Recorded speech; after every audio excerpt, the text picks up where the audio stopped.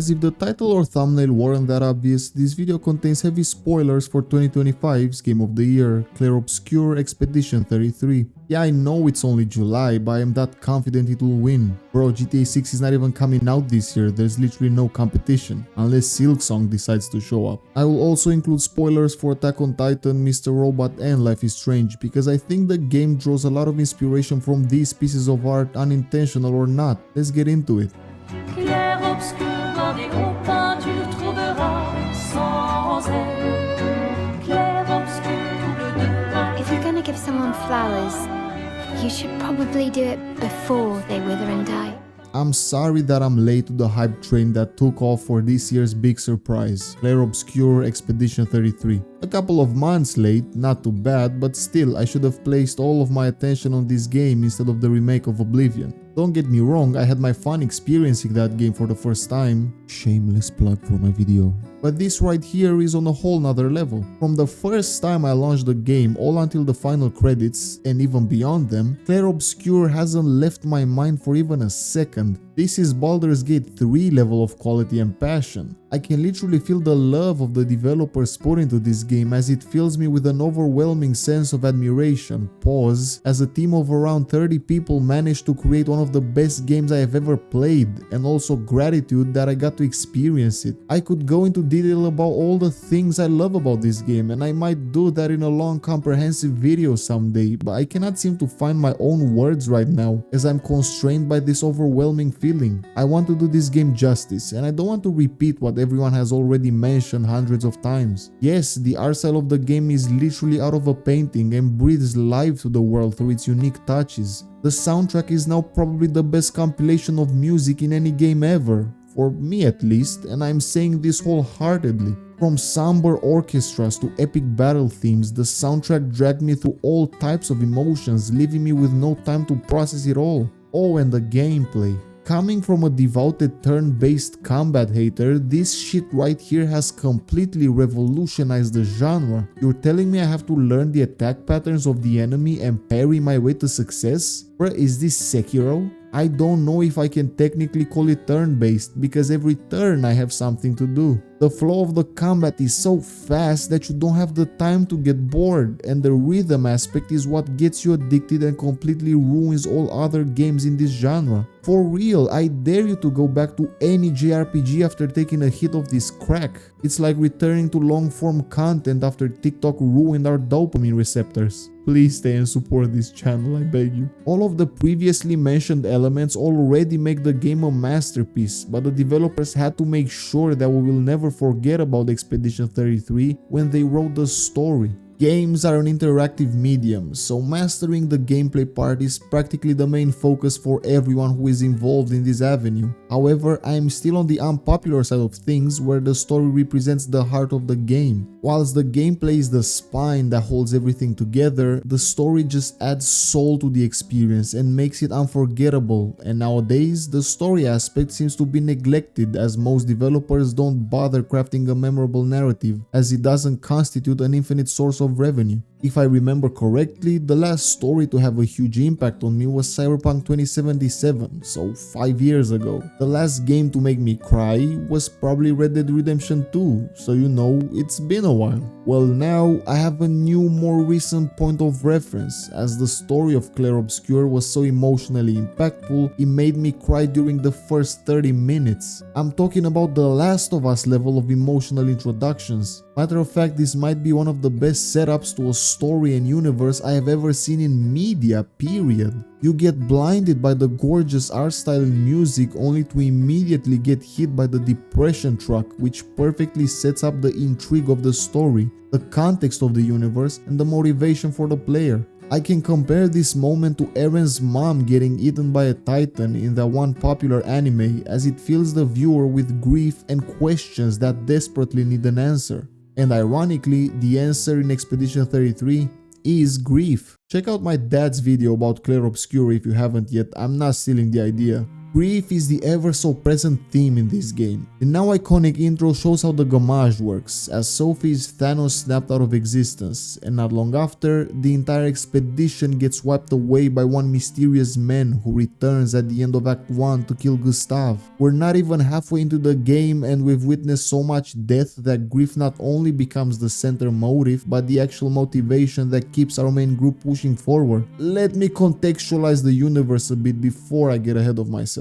Clair Obscur Expedition 33 is centered around the people of Lumière, and more importantly, the event that claims their lives every year. You see, 67 years ago, the continent was fractured and Lumière was thrown out at sea. At the center of this fracture lies the paintress, who every year paints a new number on her monolith, erasing all the people of that age out of existence. Each year, a new expedition takes place in order to stop the paintress. However, since we get to play as Expedition 33, all previous expeditions obviously failed to return victorious. But they did pave out the way for those who come after. Since the start, our driving force is the needless loss of so many people who are robbed of their dreams and aspirations. Then everything becomes personal as we witness Sophie vanishing in the company of her ex-lover, robbing us out of a possible reconciliation. And the cherry on top of this enormous pile of wasted lives is Gustave, the main guy we've been playing as since the start of the game, who gets killed by Renoir, the mysterious white-haired man who surprisingly survived the gamage. After this heartbreaking moment, nothing becomes more important than stopping the paintress once and for all, for those who came before. After Gustave dies, Verso, another mysterious figure who appears to have survived the gamage, joins our party as he seems to have beef with Renoir as well, and he also has the same goal as us, to stop the paintress. And that's what we do. We venture further into the continent, make new allies, face off with literal titans, and in the end, we finally manage to take down the paintress. Stricken with grief and motivated by the loss of our loved ones, we put an end to the gamage and allow future generations to live out their lives, having full agency over their destiny.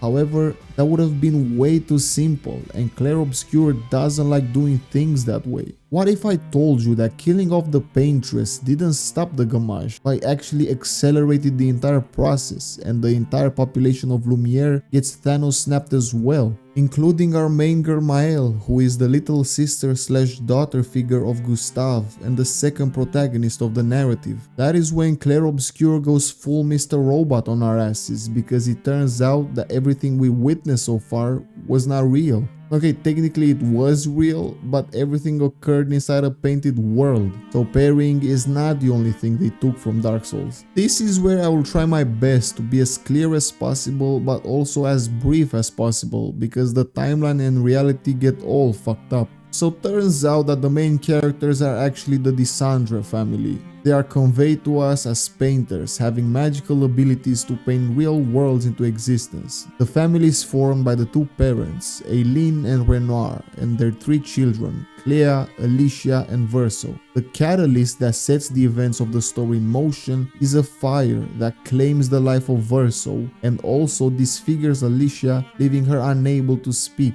Stricken with grief, the mother, Aileen, flees inside Verso's painting and creates her own version of her family. This painting is actually our reality, Lumière, and Aileen has been the paintress this entire time. She painted another version of her husband Renoir, who is the mysterious man that stopped every expedition and also killed Gustave in order to protect his wife, and also another version of her son Verso, with whom we spent all this time adventuring. She also painted her version of Alicia, who just stands there and acts creepy. She fled into the painting to hide from the reality of losing her son, creating her own version of him in the process, making him immortal so she won't have to lose him again. That's where the real Renoir enters the equation and goes into the painting after his wife trying to bring her back. This, in consequence, creates the fracture that split the continent, and their entire conflict is the reason behind the gamage. Renoir is trying to erase the painting so that his wife can get over her grief and return to him, reunite reuniting the family, all whilst Aileen is opposing his destruction, trying her best to keep the world alive. She is putting all her power into stopping Renoir from erasing the painting all at once, resulting in the gradual decay that we are all familiar with.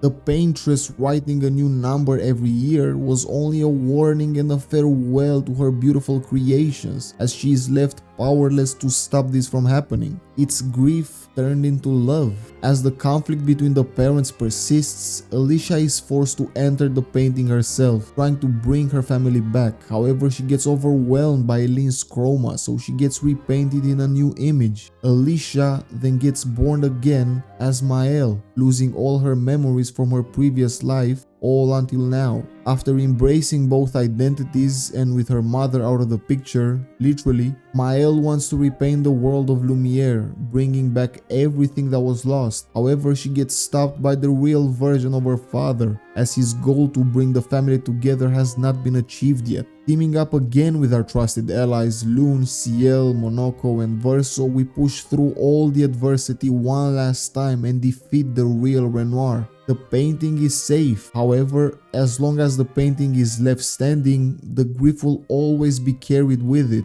and Verso finally sees it as it is. Here we have a shell of a person that lived to be over 100 years old, witnessing his family falling apart because of unprocessed grief. That's when he realizes what has to be done to actually put an end to this never-ending cycle of pain and get rid of the one thing that has been lying at the center of this conflict all this time: himself. The death of the real Verso threw this family into disarray, and as long as he remains in the picture, literally, they can all cling back to this sliver of false hope, stuck in the past and unable to move on. So Verso decides to put an end to everything. There is only one big problem with this outcome. By destroying the painting and himself in the process, the entire world of Lumière ceases to exist. All the people we fought so hard for meet the same ending as they would have faced if we didn't do anything. Alicia gets to continue her life outside of the painting, but Maëlle loses everything. She loses everything she's ever loved. She loses everything she's ever known, forced to go back to a life of pain and misery. Obviously, she doesn't agree with the decision of erasing the painting. After all, she fought so hard to protect it. However, Verso also fought so hard to end his family's suffering. And here we are. We have arrived at gaming's hardest choice. Will you save the painting and doom Verso to eternal purgatory? Or will you help this grieving family finally move on with their lives, sacrificing all the people that you care about in the process? Let's analyze both decisions to figure out if there is a quote-unquote good ending to this problem. Spoiler alert, there isn't. See things as they are, not how you want them to be. Let's start with the Verso ending, as the general perception might gravitate towards this one as the morally superior one, because it prioritizes real humans over painted creations. As soon as the second act drops the bombshell about what has been going on all this time behind the curtain, our perception suddenly shifts as well. We are no longer immersed in the world of Lumière, but we are drawn to the fascinating story of this heartbroken family. By having Maëlle, or actually Alicia, as a constant between these worlds, we're automatically invested in whatever the hell has been going on, and this entire reveal doesn't feel like filler or like an M. Night Shyamalan twist. Through her point of view, we get to see these two villains we've been facing, the Paintress and Renoir, as grieving parents that were not able to get over the tragic loss of their son, or at least that's the state we see Aileen in. This poor mother perfectly portrays how unprocessed grief can not only close you off from the world, keeping you in a constant state of decay, physical and mental, but it also conjures your pain and spreads it to the people that you hold most dear. Aileen's pain is so severe that she chooses to flee into a world dominated by art and beauty, creating a perfect family that will fill the void left in her soul, rather than face the cruel reality of her broken family she abandoned. This pain is used as a weapon against the only people that want the best for her, and the resentment she possesses for the real world poetically leads to the drawn-out conflict that fractures her perfect imaginary world. Renoir was never a villain. He's just a desperate husband and father that will go to any lengths to drag his family out of this pit of despair. You would think Maëlle is the biggest victim in this entire situation, as she finds herself in the middle of this destructive dispute, trying to help both sides only to fail at protecting both, but it is actually Verso who has suffered the most. Burying everyone you know while you live on can weigh you down a bit.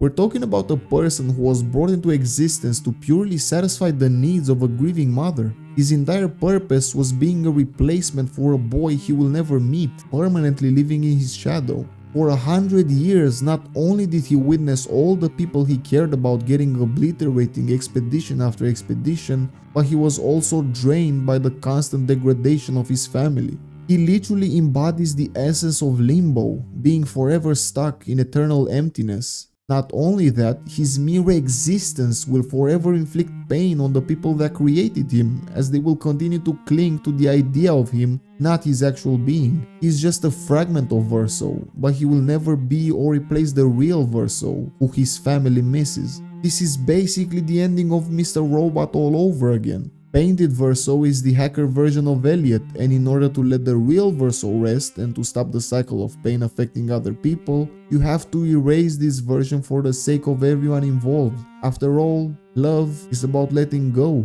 Deciding to sacrifice the painting not only shows mercy to this tortured soul, but also shows mercy to the people he holds back by merely existing. By erasing the remaining fragment of their lost son, the Desandres have no choice but to move on with their lives and try to repair their bond as a family, all in the memory of Verso. You're putting an end to the cycle of grief that has destroyed Verso and his family, but you're also putting an end to everyone that Maëlle has ever known. Let's now explore the other option. Everything I want is here. Here I have a chance to live, Verso to live. Out there I merely exist. You know you have a great story on your hands when a plot twist makes you challenge every thought and feeling that you previously had. For 2/3 of the game, you have empathized with the people of Lumière being executed year after year, sending out even more people to die with each expedition so that one day everybody will be able to live their life however they wish to. We really get to feel for their struggle through the eyes of Gustave, a hopeless romantic that comforts his ex-lover as she vanishes into thin air. A hopeless hero that sees his comrades getting brutally eviscerated, almost being driven to suicide. A hopeless father/brother figure that fails to keep Maëlle safe as he is taken away from us by the painted version of Renoir. Gustave represents the idea of a man living in an unforgiving world that will push through all the adversity to keep the people that he loves safe. And he is only one person that we get to know out of all the people that lost their lives in the Gamage or the expeditions. It is almost impossible not to get invested into these people's story and motivated to put an end to their suffering. So how do you process the fact that they're not real? Defeating the paintress and learning the truth about the real world beyond Lumière is absolutely mind-blowing. But does it change your established beliefs and your motivation to protect all these people? The thing is, it doesn't matter if Lumière is quote-unquote not real, because the lives of these people definitely are. Because their feelings are real. Something or someone that can experience, share and express happiness, sorrow, fear is definitely a real person, even if it was painted into this world. Maëlle was Alicia first, yes, but that doesn't rob her of all the memories she made as Maëlle, all the relationships she developed. Are you telling me you're supposed to let these people succumb to their fate and abandon the mission so many people sacrificed their life for? Oh, fuck the mission! Fuck the mission, Lune! We can agree that grief is the central theme of the game and how detrimental it is to process this grief in order to move on. Well, that takes care of only one half of this entire decision. How can the people of Lumière move on when they are robbed of agency time and time again? I empathize a lot with Verso, don't get me wrong, and I feel sorry for his torment, but not everything is about him. Isn't sacrificing a whole world in order to achieve peace technically genocide, even if they are not real people? I don't even think this issue is about Maëlle either. Yes, on one hand there are two drastically different fates waiting for her. One where she embraces her identity as Mael and chooses a life surrounded by friends, and one where she returns to being Alicia, a disfigured lonely girl who cannot even speak to the broken family that surrounds her. I don't think this is a hard choice to make. What makes this decision hard is the implication of robbing a family of another child or losing all the people that you care about. What happened to the ones that came before and the ones that will come after? We'll break the cycle, so she can't steal anyone else's future. Imagine in Attack on Titan, Eren found out that the island they were on was actually a painted world. You would still want justice for the amount of pain inflicted on them by the Titans sent over by Marley. The expeditions feel very similar to the Survey Corps because both represent a faction of determined individuals who basically enroll themselves in a suicide mission designed to serve the greater good. Destroying the painting erases all the sacrifice that was made by the previous expeditions and nullifies all the tragedy behind the great losses that occurred during the campaign. If you're getting a hint that I'm being biased right now, it's because I am. This was my choice. You want to say something comforting, but I don't need it. I've had enough condolences. I've lost so many families now. I cannot sacrifice the people I fought so hard to save because they are technically not real. I also cannot doom Mael to a life of pain outside of the painting. I get the allegory that in order to process your grief and move on, you actually have to let go of what is holding you back, and the imaginary world of Lumière perfectly embeds in the player's head as that thing. I feel horrible for dooming Verso to eternal purgatory, but for me he perfectly embodies the myth of Prometheus. He helped the people by giving them fire and paid the ultimate price for his actions by being sentenced to eternal suffering. Mael gets to play God in her imaginary world, bringing back all the people she's lost, and everything feels off, yes, because you know it's all just an illusion. But it's also not. You got to share both good and tragic moments with these people, and that's what makes everything ever so real. It's either this or taking the red pill and leaving Neverland to face the tragic reality that has taken over your life. For me, this was the most difficult choice I had to make in a video game since Life is Strange, because it basically forced me to do the same thing, choose to save a family or a whole fucking town. But unlike in Life is Strange, I chose to save the town this time, and I feel horrible about both of my decisions. What can I say? I'm a terrible person. Papa, see, I've lost so much.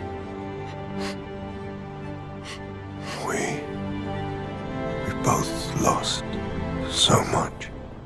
What makes this decision so hard for me is because either way you put it, at the end of the day you're robbing someone of the agency they possess over their life. If you choose Lumière, Verso doesn't have a say when it comes to his fate, and vice versa. Like I previously mentioned, there is no quote-unquote good ending in Clair Obscur Expedition 33. This entire game revolves around grief, and that translates perfectly into the final decision because you will grieve either way. You will grieve for a distant world filled with vibrant landscapes and whimsical creatures where people get to be themselves and live a life that they deserve to live, surrounded by love and camaraderie. Or you will grieve for a long forgotten family that you left broken beyond repair, and the feeling of being grounded in reality, having no sense of control as to where destiny might lead you. You already know what I chose, but I want to know what was your choice at the end, and more importantly I want to hear your justification. This conundrum will probably spark tons of debate regarding the morality behind either choice, and I'm very interested to dive right in. So feel free to comment your take and I will gladly read it and respond.